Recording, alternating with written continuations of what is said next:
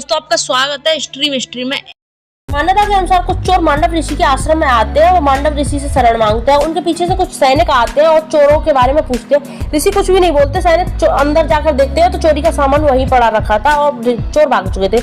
सैनिक उस मांडव ऋषि को उस चोरी में शामिल समझकर राजा के यहाँ ले जाते हैं। राजा उसे फांसी की सजा सुनाते हैं, मगर वो फांसी पर चढ़ तो जाते हैं लेकिन उन्हें कुछ होता नहीं है। तो माफी मांगते हैं ऋषि से कि आप कोई धर्मात्मा हो और मुझे माफ कर दो, मैं निर्दोष हूँ।